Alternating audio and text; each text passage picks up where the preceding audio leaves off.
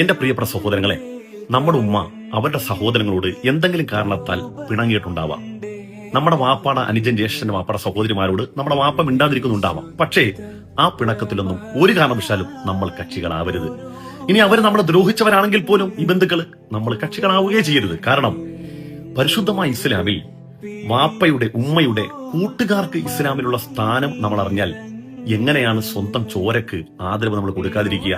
മഹാനായ അബ്ദുല്ലാഹിബിൻ ഉമർ റളിയല്ലാഹു അൻഹു നടന്നു വരുമ്പോൾ മരുഭൂമിയിലൂടെ ഒരു വയോവൃദ്ധനായ മനുഷ്യനിങ്ങനെ നടന്നു പോകുന്നു. കണ്ടപാടെ കുതിരപ്പുറത്തുനിന്ന് ചാടി ഇറങ്ങി ആ വയോവൃദ്ധനായ മനുഷ്യനെ കുതിരപ്പുറത്ത് കയറ്റിയിട്ട് തന്റെ തലപ്പാവെടുത്ത് ആ മനുഷ്യന്റെ തലയിൽ വെച്ചു കൊടുത്തു.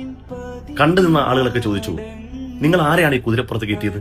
നിങ്ങൾ ആ കുതിരയെ നയിക്കുന്നത് കടിഞ്ഞാണ് പിടിച്ചുകൊണ്ടും മുന്നിലൂടെ അങ്ങനെ നടക്കുന്നുണ്ടല്ലോ, വളരെ ബഹുമാന പുരസരം. ആരാണ് ഇദ്ദേഹം? വല്ല രക്തബന്ധമുള്ള ആളാണോ? അപ്പം അബ്ദുല്ലാഹിബ്നു ഉമർ തങ്ങൾ പറഞ്ഞു, അല്ല, ഇതെന്റെ വാപ്പ ജീവിച്ചിരുന്നപ്പോൾ വാപ്പാടെ കൂട്ടുകാരനായിരുന്നു. വാപ്പാടെ കൂട്ടുകാരൻ അത്രയും വില, സ്ഥാനം, മഹത്വം കൊടുക്കണമെങ്കിൽ സ്വന്തം ചോരക്ക് എളാപ്പാക്കും മൂത്താപ്പാക്കും മൂത്തുമ്മാക്കും എളാമാക്കും എന്തായാലും വില അള്ളാഹുവിന്റെ അടുക്കൽ. ആ സ്ഥാനം നമ്മൾ മാനിച്ച് അവരെ നമ്മൾ ബഹുമാനിക്കണം, ആദരിക്കണം.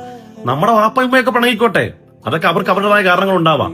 പക്ഷേ നമ്മൾ അനാദരിക്കാൻ പാടില്ല. അപ്പൊ അതുകൊണ്ട് സ്വന്തം ചോരക്ക് വലിയ വിലയുണ്ട്. അതുകൊണ്ട് ഇവരെ പിണങ്ങിയാലും നമ്മൾ പിണങ്ങരുത്. നമ്മൾ കാണാൻ വെച്ചിരിക്കണം, സലാം പറയണം, മുത്താപ്പ സുഖമാണ്, എളാമ്മ സുഖമാണെന്ന് ചോദിക്കണം. ബാക്കി എന്താ?